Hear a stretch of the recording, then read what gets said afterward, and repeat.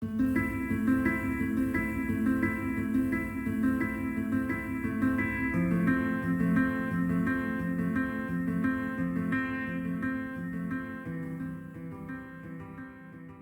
voulons vous parler de ce combat. Nous voulons vous parler de ce geste désespéré et plein d'espoir qu'est cette grève de la faim. Nous voulons vous parler de l'injustice, un droit qui n'est pas respecté.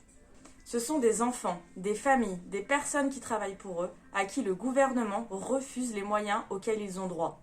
C'est un collège et des écoles qui s'enfoncent chaque année dans la difficulté, la violence, la souffrance, et qui n'ont pas les mêmes moyens que les autres établissements relevant également du REP+. C'est une incohérence politique, des situations humaines explosives, des territoires qui évoluent, une précarité qui croît, face au gel incompréhensible de la carte de l'éducation prioritaire. Nous voulons aussi parler d'une étiquette, celle du REP+. Juste une étiquette, oui, pas une baguette magique. Pas de moyens mirobolants qui viendront résoudre tous les problèmes en quelques mois. C'est vrai, c'est une étiquette. Mais une étiquette qui permettrait de reconnaître la spécificité du travail accompli par les personnels de ce réseau. Une étiquette qui leur permettrait d'obtenir tout simplement la reconnaissance juste de ce qu'ils vivent au quotidien dans l'exercice de leur métier. Je veux parler des enseignants, des AED, des CPE, des infirmières scolaires, des assistantes sociales, des AESH, qui œuvrent auprès d'un public en grande précarité et que l'on dénigre en niant ce statut.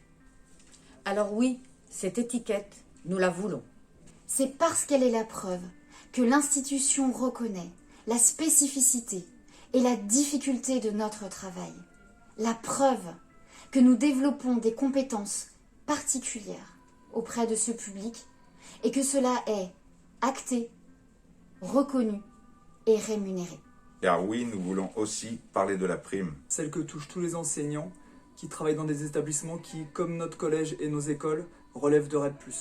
On est vraiment très loin d'une volonté d'enrichissement personnel. C'est encore un désir de justice et de reconnaissance du travail effectué. Et oui, cette prime, nous la méritons. Et c'est enfin de nos élèves que nous voudrions vous parler. De ces enfants, de ces adolescents intelligents et sensibles qu'encore la société oublie, néglige et exclut. Et ce combat désespéré hurle pour eux, pour la banlieue, les quartiers, la cité. Lieu de vie devenu mortifère, critiqué, méprisé, discriminé par notre pays.